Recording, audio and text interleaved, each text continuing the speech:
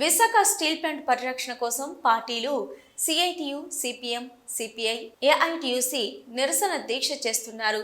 కేంద్ర ప్రభుత్వ మెడల్ వంచైన రాష్ట్ర కూటమి ప్రభుత్వం విశాఖ ఉక్కు సాధించుకోవాలి, లేని పక్షంలో గత ప్రభుత్వానికి జరిగేది మీకు జరుగుతుంది అంటున్న వామపక్ష పార్టీలతో మా విశాఖ ప్రతినిధి Eshwar Reddy face to face.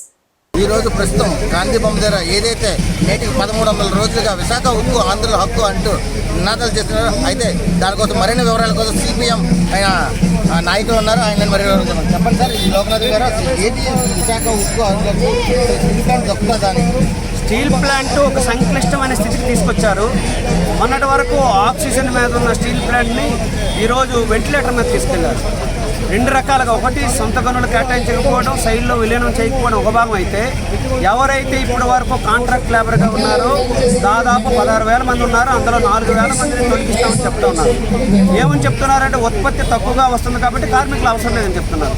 BF1 కానీ BF3 కానీ మూతపడడానికి కేంద్ర ప్రభుత్వం తరగతి విధానం కాదని అడగదు. అదే కాకుండా సొంత గనులు కేటాయించాలి, రా మెటీరియల్ ఇవ్వమని అడుగుతూ ఉంటే ఈరోజు సొంత గనులు కేటాయించట్లేదు, రా మెటీరియల్ ఇవ్వట్లేదు.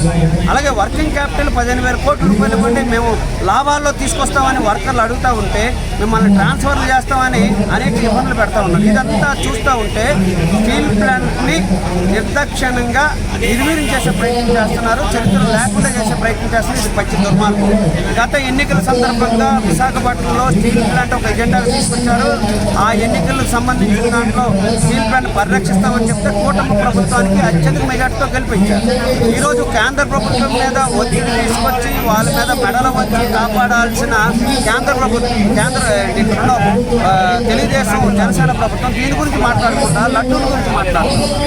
ఈరోజు దానికన్నా ఉపాధి అవకాశాలు చాలా కీలకమైనవి. కాబట్టి ఇలాంటి అంశాల్లో కేంద్ర ప్రభుత్వం ఒత్తిడి తీసుకురావాలి. ఎందుకంటే ఈ ఉమ్మడి ప్రభుత్వంలో ఇక్కడున్న రాష్ట్ర యొక్క తెలుగుదేశం కానీ జనసేన యొక్క మద్దతు చాలా కీలకమైంది. బీహార్లో ప్రభుత్వం ఏదైతే ఉందో బీహార్ దానికి సంబంధించి 52,000 కోట్ల రూపాయలు మెడలు వంచి తీసుకొచ్చారు. కానీ ఇక్కడున్న చంద్రబాబు నాయుడు గారు ఎన్ని మెడలు వంచలేకపోతున్నారు. ఈరోజు ఆంధ్ర రాష్ట్రానికి మూడు కీలకమైన కదా ఉంటాయి. రాజధానికి డబ్బులు, పోలవరానికి డబ్బులు, అట్లాగే స్టీల్ ప్లాంట్కి పరిరక్షించడానికి నిధులు కేటాయించాలి. ఈ మూడిటికన్నా ఇంకొక ప్రత్యేకత ఏముంటుంది ఈ ఉమ్మడి ప్రభుత్వానికి? కాబట్టి ఎజెండాని సృష్టించడానికి, ఎజెండా ఫిక్స్ చేయడానికి ఈరోజు దీక్షలు నిర్వహిస్తున్నాం.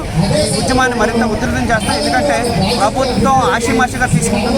ప్రజల అసంతృప్తి కానీ వస్తే గత ప్రభుత్వానికి ఏ గతి పట్టింది ఈ ప్రభుత్వానికి కూడా అదే గట్టి పడుతుందని హెచ్చరిక చేయబడ్డారు. గత ప్రభుత్వంలో 15,000 కోట్లు ఇచ్చి ఏదైతే స్టీల్ ప్లాంట్ నడిపిందో ఎందుకు ఈ ప్రభుత్వం ఈ ప్రభుత్వం ఎందుకో ఉదాసీనంగా ఉంది. ఏదైతే కేంద్ర ప్రభుత్వం ఉందో కేంద్ర ప్రభుత్వం మీద ఒత్తిడి తీసుకురాలేకపోతుంది. ఎందుకు భయం? మనం దాదాపు 21 మంది ఎంపీలు మద్దతు ఉంది. మద్దతు ఉండడమే కాదు, కీలకమైన రాష్ట్ర ప్రభుత్వం ఇక్కడ ఉంది.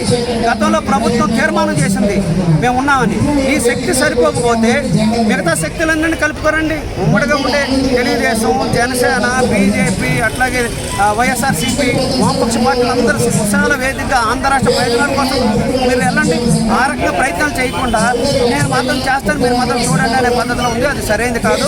కాబట్టి రాష్ట్ర ప్రభుత్వం ఉదాసీనంగా ఉండడం అనేది సరైనది కాదనేది మేము భావిస్తూ ఉన్నాం.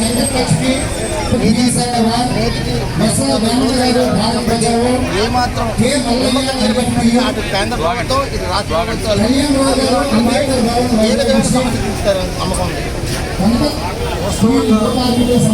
బీజేపీ 2014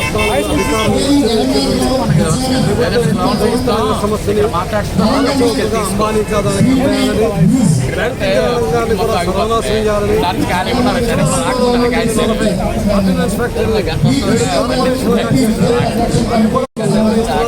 స్టీల్ సంవత్సరాలుగా పోరాటం చేస్తున్నప్పటికీ బీజేపీ ప్రతి రాష్ట్రంలో వారి ఎవరైతే మిత్రులున్నారో వారందరినీ చంపుతున్నారో ఒక పద్ధతిగా, అదేవిధంగా ఈ రాష్ట్రంలో చంద్రబాబు నాయుడిని, పవన్ కళ్యాణ్ గారిని కూడా ఈయన కానీ ఈ స్టీల్ ప్లాంట్ పరిరక్షించకపోతే మహారాష్ట్రలో శివసేన కేపగతి పెట్టింది, తమిళనాడులో అన్నాడీఎంకే పరిస్థితి వచ్చిందో రాజకీయంగా ఈ రాష్ట్రంలో వీళ్ళు కూడా మనుగడ లేకుండా పోతారు. కాబట్టి మేము మనవి చేస్తున్న చంద్రబాబు నాయుడు గారికి, పవన్ కళ్యాణ్ గారికి, మీరు ఎన్నికల్లో ఏ హామీ అయితే ఇచ్చారో ఆ హామీని తక్షణం అమలు జరపాలంటే మీరు కేంద్ర ప్రభుత్వాన్ని పొరగొడతామని చెప్పినప్పుడే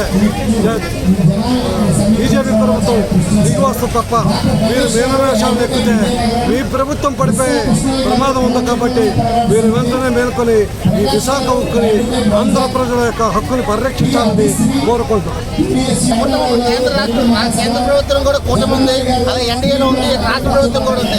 రెండు కేంద్రంలో రాష్ట్రంలో రెండు ఎన్డీఏ ప్రభుత్వం ఉన్నప్పటికీ స్టీల్ ప్లాంట్కి ఎందుకు అన్యాయం జరుగుతుంది చెప్పండి. స్టీల్ ప్లాంట్కి ప్రైవేటీకరణగా ఇక్కడ 1284వ రోజు ఈవేళ నిరాదీక్ష చేస్తూ ఈవేళ మహాత్మా గాంధీ జయంతి సందర్భంగా అన్ని కార్మిక సంఘాలు ప్రజా సంఘాలు కూడా ఈవేళ నిరాదీక్ష. మరి గతంలో ఎన్నికల ముందు ఏదైతే కూటమి ప్రభుత్వంలో భాగస్వాములైన తెలుగుదేశం ప్రభుత్వం కానీ, తెలుగుదేశం నాయకత్వం కానీ, జనసేన నాయకత్వం కానీ ఒకటే చేశారు. అధికారం ఒకరికిచ్చి సమస్య మాకిస్తే మేము ఎట్లా చేయగలము, అధికారం మాకు ఇవ్వండి, సమస్య మేము పరిష్కారం చేస్తామని చెప్తే వీళ్ళు ఛాలెంజ్ చేసి పవన్ కళ్యాణ్ గారు కానీ, చంద్రబాబు నాయుడు కానీ ఛాలెంజ్ చేశారు. మరి వీళ్ళ 100 రోజులు అయినప్పటికీ కూడా కనీసం ప్రైవేటీకరణ చేయమని అక్కడ ప్రకటన చేయించడం కానీ లేకుండా ఉన్న ఉద్యోగాలు తీసేయడానికి ఈవేళ 4000 మంది ప్రైవేటు కార్మికుల్ని ఉద్యోగాల నుంచి తీసేయడానికి ఈవేళ కంకణం కట్టుకుంది.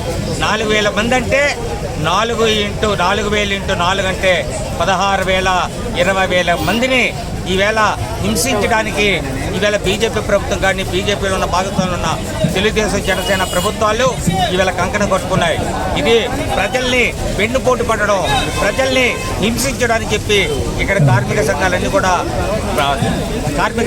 కూడా ఈవేళ దాన్ని అనుకుంటున్నాయి. కాబట్టి ఎటువంటి పరిస్థితుల్లో ఈవేళ అధికారులు ఉన్న బీజేపీ ప్రభుత్వం వీళ్ళ మీద ఆధారపడి ఉంది. కాబట్టి వెంటనే విశాఖ ఉక్కు పరిశ్రమ ప్రైవేటీకరణ ఆపకపోతే మేము రాజీనామా చేస్తాం అని చెప్తే మోడీ తప్పనిసరిగా వీళ్ళ మీద ఆధారపడి ఉన్నాడు కాబట్టి ప్రకటిస్తాడే. కాబట్టి ఎటువంటి పరిస్థితుల్లో విశాఖ ఉక్కు పరిశ్రమ కాపాడడానికి మీరు మోడీతో మాట్లాడి ఇమ్మీడియట్గా ప్రైవేటీకరణ దిశ ఆపాలని చెప్పి కార్మిక సంఘాల తరఫున ఐఎన్టీసీ తరఫున మేము కోరుకుంటున్నాం. చూస్తున్నట్టుగా అటు కేంద్ర ప్రభుత్వంలో రాష్ట్ర ప్రభుత్వం కూడా ఉన్నప్పటికీ ఎందుకు స్టీల్ ప్లాంట్ అన్యాయం చేస్తుందని చెప్పి ఇక్కడ కార్మిక కార్మిక సంఘాలు